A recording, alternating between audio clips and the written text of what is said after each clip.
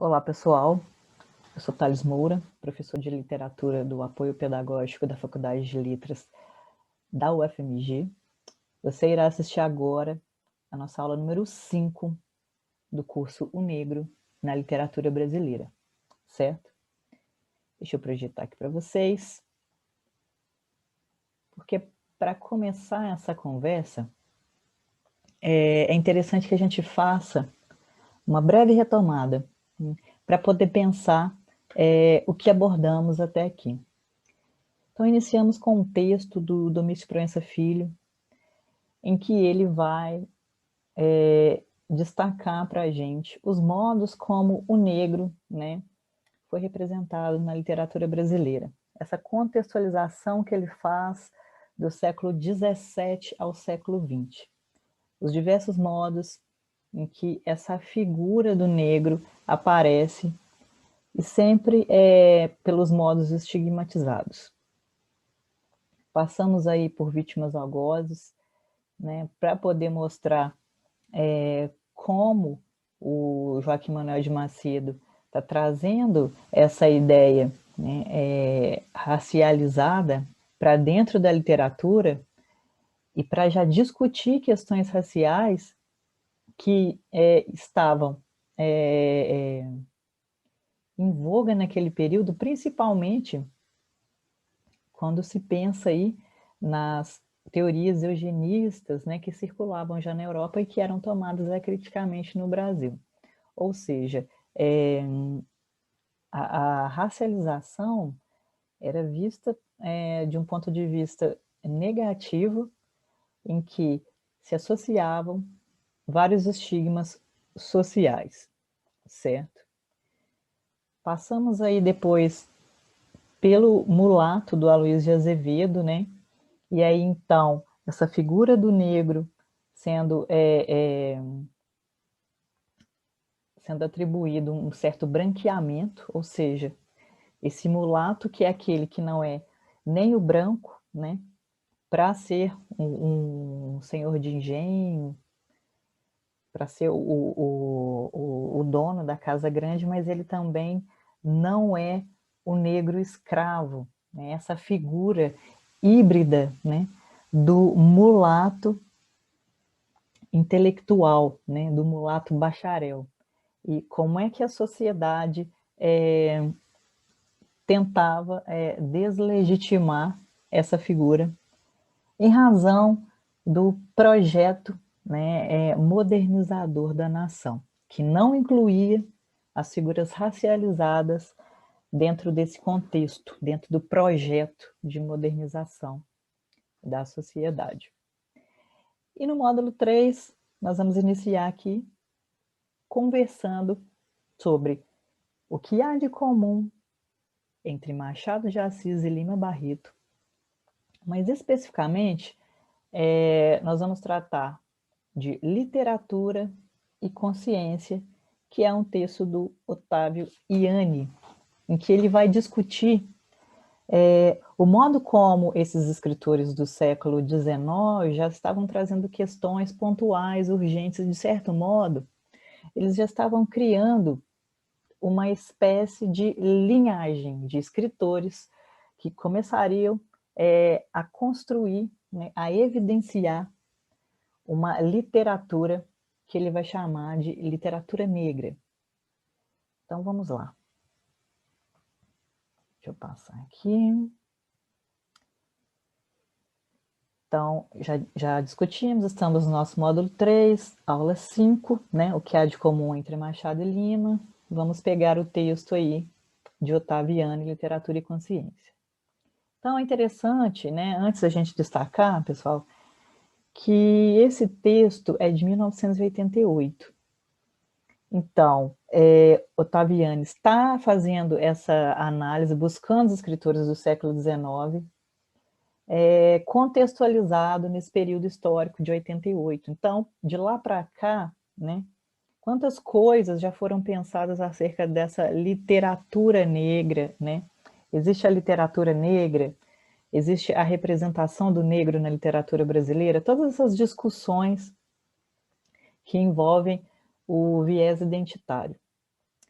mas vamos levar em consideração as observações que Ottaviani faz aqui, levantando algumas questões pontuais que já estavam sendo discutidas por esses escritores do século XIX, e mais especificamente, escritores de pele negra, escritores racializados, já trazendo para a pauta da literatura discussões que hoje são urgentes e muito atuais. Então, no resumo desse texto, nós já temos um panorama geral de tudo que ele vai discutir. Então, ele vai dizer o seguinte: a produção literária brasileira sobre o negro já permite falar de uma literatura negra. Ou seja, há uma especificação que ele faz aqui. Um segmento que se descola e autonomiza. Se vemos a literatura brasileira em perspectiva ampla. Então, em uma perspectiva ampla, ele está fazendo um deslocar para essa literatura que ele vai chamar de literatura negra. Forma-se um sistema de obras, autores e leitores articulados em torno de uma problemática. O imaginário povoado de construções, imagens, figuras, ressoando o drama e a épica do negro brasileiro. Em termos humanos, sociais e culturais, o negro se constitui em um núcleo bastante nítido, marcante da produção literária. Então, o que ele especificamente vai dizer aqui é que já podemos mapear uma literatura que está sendo construída principalmente a partir do imaginário, né, das construções de imagens e figuras vistas a partir do povo negro. Isso ele vai chamar de literatura negra. Então, é como se ele colocasse essa definição levando em conta o olhar do povo negro.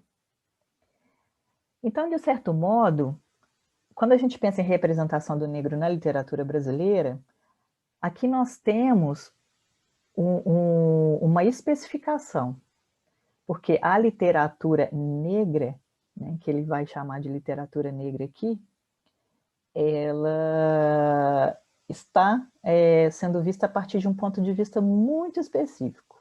É o que a gente vai trabalhar aqui nesse texto e é o que ele traz de discussão para a gente. Então vamos lá.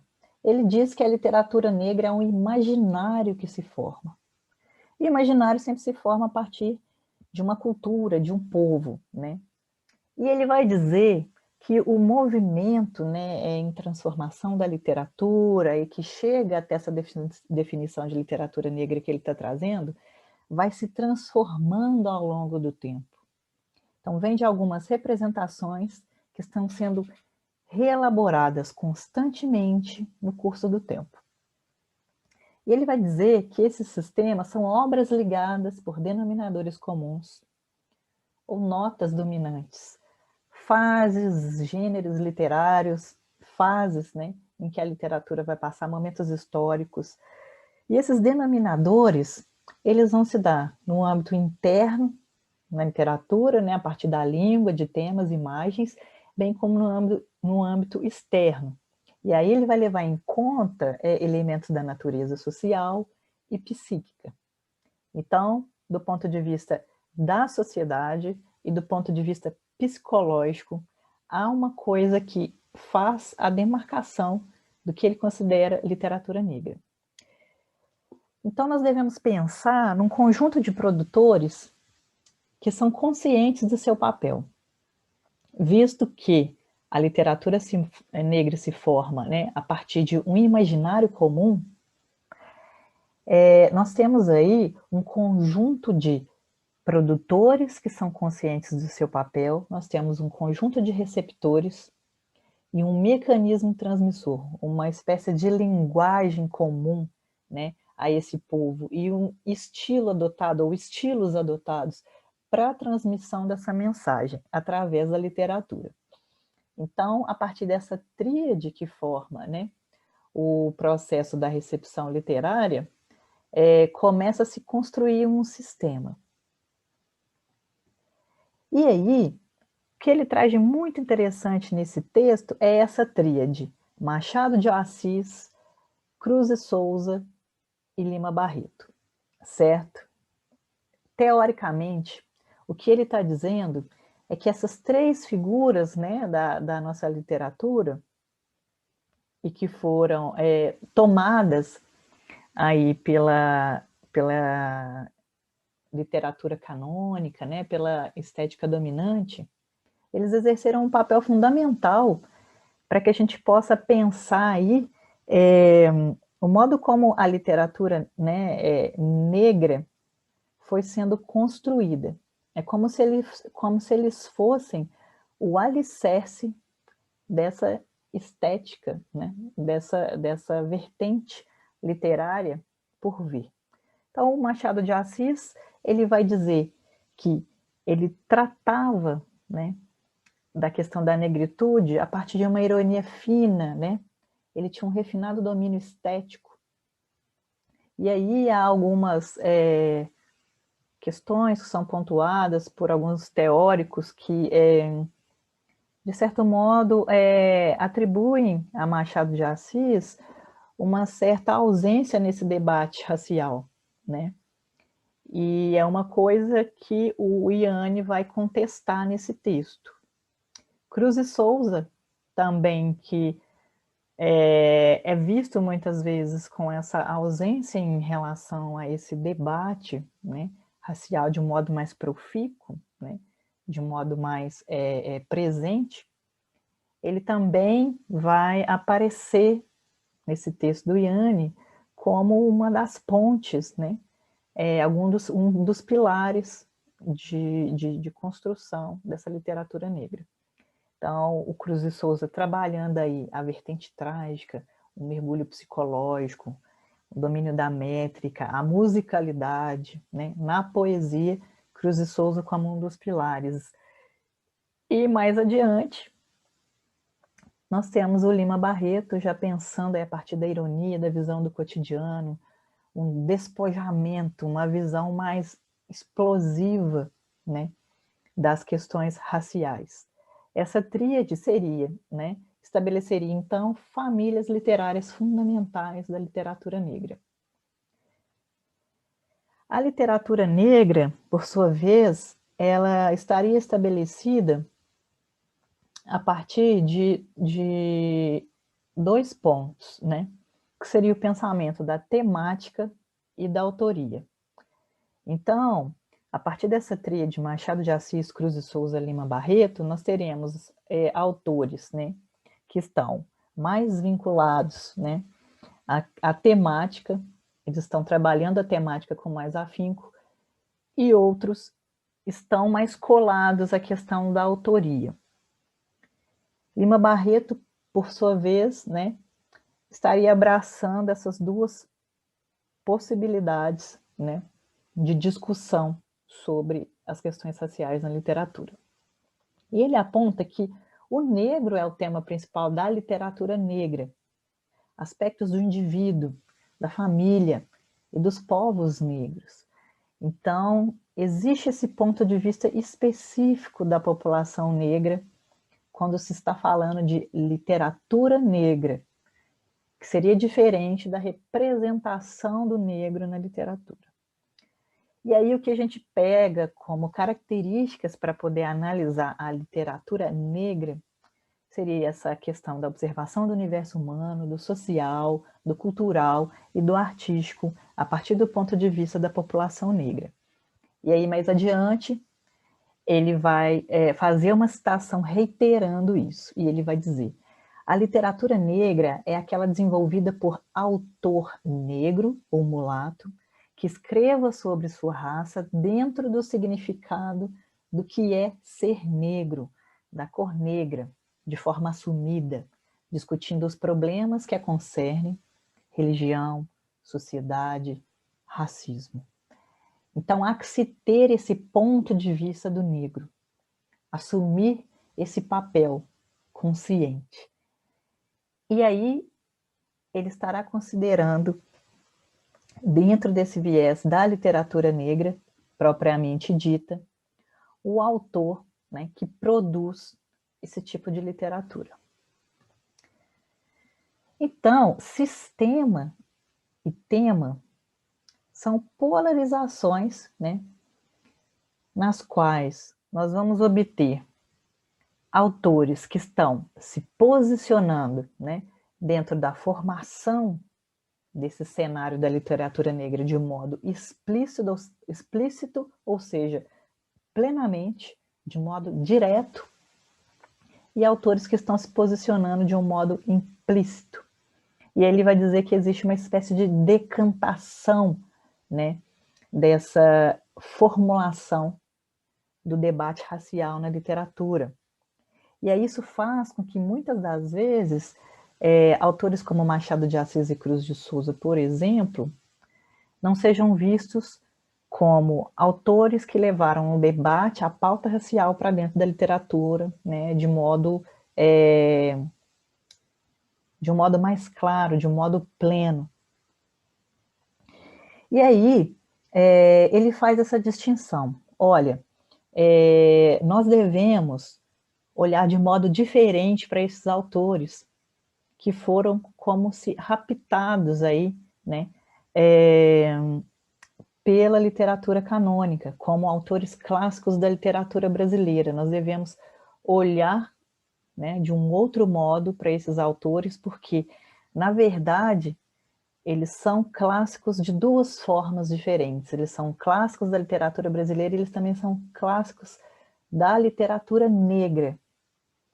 Então, o debate que ele coloca é um debate de revisão histórica do modo como esses autores foram lidos até então e o modo como devemos lê-los.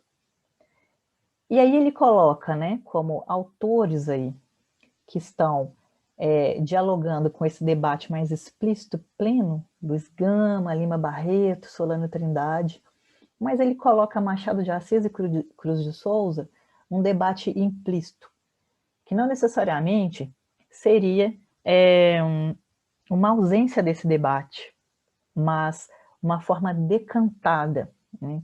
É como se esse debate estivesse sendo colocado de um outro modo, utilizando-se de outros meios, de outras formas de construção literária, e por sinal muito refinadas, que não devem ser deixadas de levar em conta.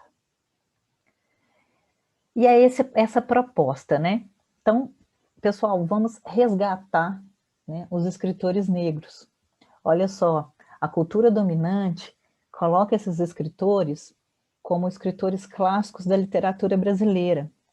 Mas prestem atenção, façam uma leitura aprofundada, crítica desses autores, porque, na verdade, esses autores, eles fazem parte do cânone da literatura negra, porque eles estão trazendo o debate racial, eles são autores racializados, e eles estão trazendo o debate, né, da negritude de modos diferentes na literatura. Então, de variadas formas, né, a partir de uma linguagem literária, muitas das vezes, às vezes que se ausenta de um modo mais combativo na palavra, né, mais militante, mas a partir de um refinamento estético, aquilo está sendo colocado em pauta. E aí nós devemos pensar isso não por um viés demográfico, racial, sociológico, até ideológico dos autores, mas levando em conta o debate entre arte, sociedade, literatura e consciência social, criador e criatura. Ou seja, aquele que produz a obra, né, o criador, e a sua obra específica. O que ela nos diz de mais urgente, em que não devemos negligenciar dentro do debate, né, da representação do negro na literatura brasileira, e mais especificamente aqui no texto do Ottaviani, da literatura negra, né? que é essa classificação que ele faz. Então, o que ele propõe é esse resgate. Vamos fazer a revisão do que esses autores fizeram dentro da literatura. E aí, ele vai trazer, o Ottaviani vai trazer uma lembrança desse conto Pai contra Mãe, que tem a sua publicação em 1906. É um conto em que Machado de Assis vai fazer uma descrição dos ofícios e dos aparelhos da escravidão. E ele realiza um trabalho com a escravatura e com a negritude em uma espécie sublimada de denúncia. Ou seja, não há um posicionamento explícito, mas ele utiliza de uma linguagem literária bem refinada, né, para poder criticar e parodiar esse mundo social, né, dos donos do poder, que tentavam apagar da história as marcas da escravatura.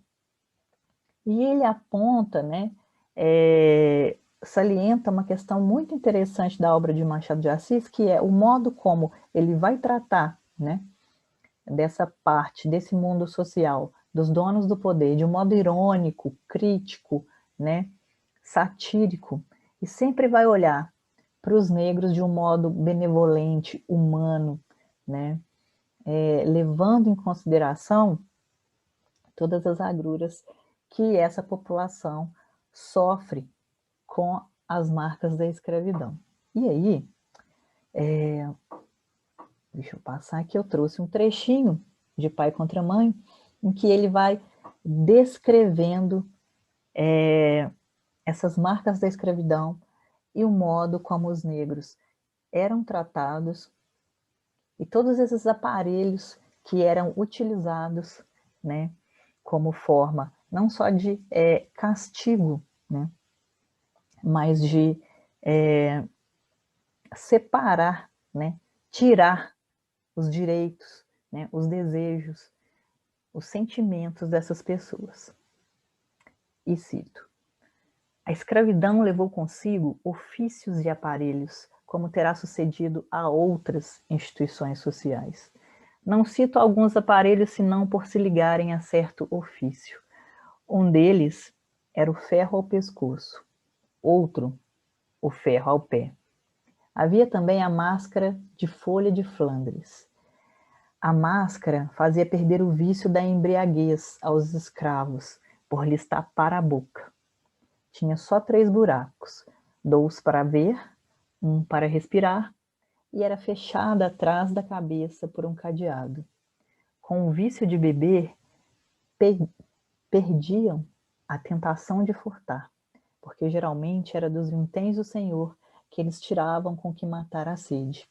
E aí ficavam 2 pecados extintos, e a sobriedade e a honestidade certas. Então, essa ironia, né, do modo como eles utilizavam a máscara e o que eles pretendiam com ela. Era grotesca tal máscara, mas a ordem social e humana nem sempre se alcançava sem o grotesco, e alguma vez o cruel. Os funileiros as tinham penduradas à venda na porta das lojas. Então nós temos aqui uma espécie de denúncia sublimada, porque com viés muito crítico, né, ele faz uma espécie de sátira, pensando, né, como, né, essas pessoas, esses donos de escravos, né, eles senhores de escravos, eles tinham uma concepção de como castigar essas pessoas, o modo como essas pessoas iriam alcançar aí, né, a honestidade, né, a moralidade. E essa denúncia de que essas máscaras eram muito comuns, elas eram vendidas, elas ficavam penduradas nas vendas, né? E o modo como eles pensavam em alcançar, né, essa ordem social, e que nem sempre, né, se alcançava sem o grotesco, né, sem o cruel. Então, de certo modo, uma linguagem muito rebuscada, muito refinada, né, nas entrelinhas, o que ele está mostrando para a gente como marcas da escravidão. Passando Machado de Assis, e essa questão da linguagem sublimada, ele vai dizer que Cruz e Souza, ali no simbolismo, também não era totalmente isento de discutir essas questões raciais, né, essas questões da negritude nas suas obras, apesar de tratar de temas como a mulher, o amor, a morte, o sofrimento, a loucura, o céu, as estrelas, o espírito, a perfeição, a brancura, temas muito caros, né, à linguagem dos simbolistas, em sua grande maioria. Cruz e Souza traz também um debate a respeito das questões da negritude que não devem ser negligenciados pelos leitores que estão pensando aí a representação do negro na literatura brasileira e o modo como a literatura negra é formada, né? De onde ela vem? Quem são os escritores que já estão construindo o alicerce da literatura negra? Então ele propõe ler Cruz e Souza em outra chave. Por exemplo, ele coloca em discussão o poema em prosa emparedado, né? Que é um poema protesto contra teorias racistas do final do século XIX.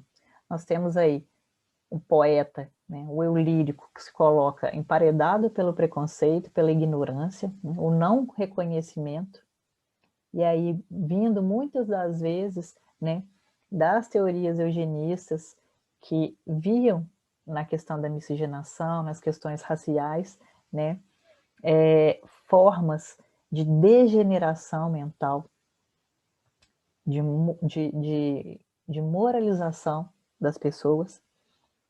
E aí temos aí essa hipótese também, né, que alguns teóricos discutem sobre essa ideia de que esse poema ele tem uma hipótese biográfica que, na verdade, ele traz, né, o debate sobre o modo como Cruz e Souza se via no cenário literário, né?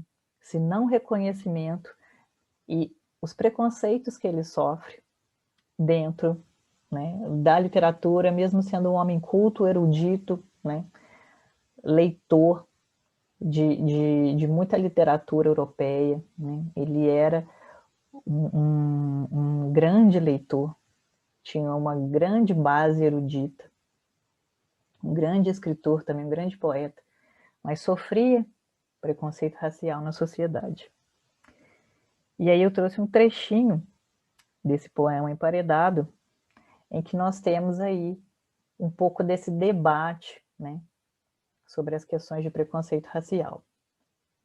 Nos países novos, nas terras ainda sem tipo étnico absolutamente definido, onde o sofrimento d'arte é silvícola, local, banalizado, deve ser espantoso, estupendo o esforço, a batalha formidável de um temperamento fatalizado pelo sangue e que traz consigo, além da condição inviável do meio, a qualidade fisiológica de pertencer, de proceder de uma raça que a ditadora ciência de hipóteses negou em absoluto para as funções do entendimento, e principalmente do entendimento artístico da palavra escrita.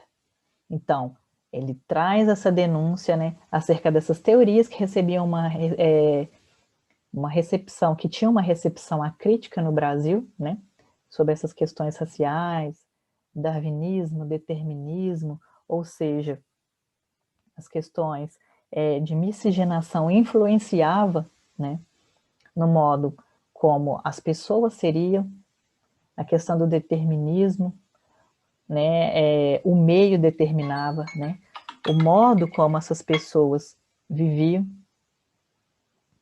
Todo esse debate que é tomado de forma acrítica e que acaba por fomentar, né, essa disseminação em relação ao preconceito racial. E o que a gente tem mais adiante nesse poema, né, que ele vai trazer, é essa questão da discussão biológica, do pigmento da pele, né, classificar, né, as pessoas e principalmente classificá-lo enquanto artista, né.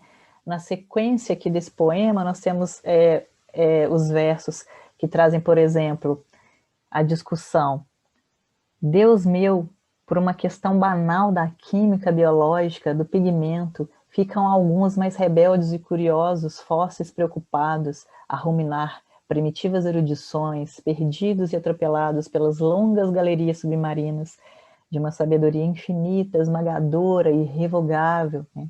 Os donos do saber. Mas que importa tudo isso? Qual é a cor da minha forma, do meu sentir? Qual é a cor da tempestade dilacerações que me abala? Qual a dos meus sonhos e gritos? Qual dos meus desejos e febre? Ah, essa minúscula humanidade torcida, enroscada, saltando as almas com a ferocidade de animais bravios, de garras aguçadas e dentes rijos de carnívoro, é que não pode compreender. Um escritor racializado, com a erudição, com o refinamento de Cruz e Souza, trazendo essas questões, né, de preconceito racial de um modo refinado. E, de certo modo, a partir do eu, trazendo uma pauta coletiva, fundamental a ser discutida já ali no início do século XX. E aí, para fechar, né, essa tríade que forma a base da literatura negra, segundo Ottaviani, Lima Barreto, que é a resolução do dilema que é aberto por Machado de Assis e Cruz e Souza. Lima Barreto seria o escritor que foge da literatura contemplativa, né? Então, esse refinamento estético que vemos tanto em Machado de Assis quanto em Cruz e Souza, ali no simbolismo, é resolvido por Lima Barreto através de uma literatura que ele vai chamar militante, né? A partir de Lima Barreto, ele já estabelece que a literatura tem que ter o vínculo com o social. A literatura deve se preocupar também com a questão social, né? Com a ideia de domínios, com a ideia de poder, raça, classe, gênero. Então, Lima Barreto toma como discussão o subúrbio e as implicações sociais. Raça, classe e gênero são abordados por Lima Barreto, né, já aí no início do século XX. E ele antecipa, por exemplo, também discussões sobre estigmas sociais que associavam pessoas racializadas à decadência moral, à degeneração mental, à predisposição à loucura, né, a forma como o alcoolismo e os problemas sociais, né, vinculados ao alcoolismo, pelas dificuldades da vida, eram estigmatizados e atribuídos como uma predisposição à loucura, né? Então, todos eram ali trancafiados no mesmo local, no Sanatório Nacional.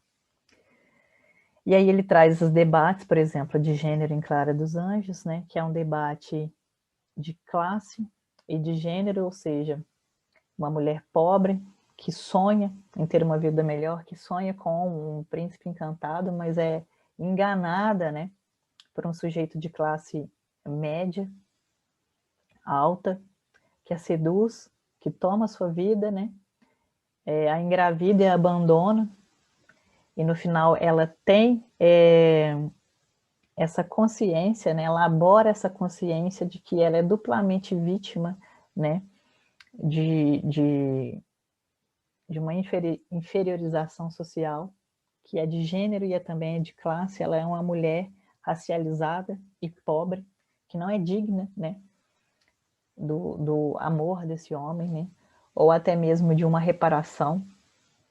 Em Recordações do escrivão Isaías Caminha, a gente tem esse debate racial, essa consciência, né, dessa diferenciação entre subúrbio e cidade, e que vai se estabelecer ali a partir dessa ideia do Isaías Caminha, como se fosse aí, como se ele tivesse um viés também autobiográfico, né, da vida de Lima Barreto.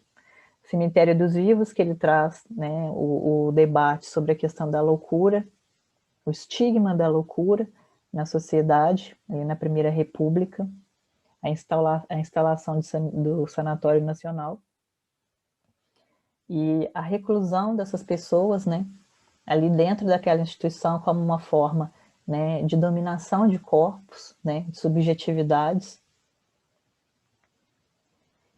E uma questão interessante que a gente retoma aqui, para fechar o Machado de Assis, é uma discussão que o Sérgio Buarque de Holanda vai fazer sobre a comparação entre Machado e Lima Barreto e o que os diferencia. Então, eles estão discutindo algumas questões raciais, o Yanni já pontua isso no seu texto, mas existe a distinção na forma da linguagem, né? Lá no prefácio, A Clara dos Anjos, né, a obra de Lima Barreto, o Sérgio Buarque de Holanda vai dizer que o Lima Barreto, esteticamente, né, ele não elabora eficientemente o que ele vai chamar de refundição estética. Ele vai dizer que, diferente de Machado de Assis, o Lima Barreto não trabalha esteticamente o objeto literário de modo que a obra do Lima Barreto parece uma confissão mal escondida, né? Eles colocam muito nas obras. As obras, elas mostram muito um viés autobiográfico, que já na leitura e percorrendo, de certo modo, a vida do autor, você consegue fazer esse mapeamento, né? Muitos dos personagens, eles têm características muito próximas ao Lima escritor. E ele diz que já o Machado de Assis, ele vai elaborar, né? Ele vai fazer uma elaboração, essa espécie de refundição estética, em que ele elabora criticamente a linguagem, né? Ele não dá a ver essas questões tão facilmente no texto. Então, essa é a diferença, né, entre Lima e Machado de Assis, né? Para Sérgio Buarque de Holanda, ele vai dizer que alguns ressentimentos, uns problemas íntimos do Lima, eles estão ali nos escritos de Lima como corpos estranhos que não foram bem absorvidos, não foram bem trabalhados, né? Não foram refundidos no texto esteticamente. Então, você consegue localizar essas marcas, né? São marcas, como se Lima não conseguisse esconder, né? Essas marcas íntimas, né? Do seu eu pessoal nos personagens das suas narrativas. E aí o Lima Barreto, né, é esse escritor que tem aí a visão crítica da sociedade a partir do subúrbio. Eu trouxe aqui um trechinho do Recordações do escrivão Isaías Caminho, que tem um viés autobiográfico muito grande, para a gente poder pensar como é que Lima Barreto está tratando das questões raciais a partir desse personagem, que é muito colado à sua experiência pessoal, né, como escritor negro, como escritor que é deixado à margem, né, pela literatura da época, né, vivendo em condições deploráveis. Chega a essa questão de se aposentar cedo pela questão, né, do alcoolismo, e que é colocado ali como estigma social associado à loucura. Mas aqui especificamente ele está colocando o modo como o negro é visto na sociedade naquele momento, no século XIX, a partir desse personagem. O trem parara e eu abstinha-me de saltar. Uma vez, porém, o fiz. Não sei mesmo em que estação. Tive fome e dirigi-me ao pequeno balcão onde havia café e bolos. Encontravam-se lá muitos passageiros. Servi-me e dei uma pequena nota a pagar. Como se demorassem em trazer-me o troco, reclamei. Oh! Fez o caixeiro indignado e em tom desabrido. Que pressa tem você? Aqui não se rouba, fique sabendo. Ao mesmo tempo, ao meu lado, um rapazola alourado reclamava dele, que lhe foi prazenteiramente entregue. O contraste feriu-me, e com os olhares que os presentes me lançaram, mais cresceu a minha indignação. Curti durante segundos uma raiva muda, e por pouco ela não rebentou em pranto. Trôpego e tonto, embarquei e tentei decifrar a razão da diferença dos dois tratamentos. Então, esse modo como o Lima Barreto se vê claramente ferido partir desse tratamento diferencial que ele tem na sociedade brasileira, ele transfere para esse personagem na figura de Isaías Caminha, esse moço que sai do subúrbio, pega um trem para ir trabalhar, para ir ao centro trabalhar, para em uma estação, pede um café, né? Eles demoram a dar o troco dele, quando ele reclama, né? Ele é enxotado, enquanto um cara branco, loiro, né, é prontamente atendido. Esse contraste que fere Lima e que coloca, né, em pauta muito do que ele traz nos debates em suas outras obras, discussão de classe, raça e gênero. A literatura, para ele, deve se colocar como social, né? Deve olhar para o social.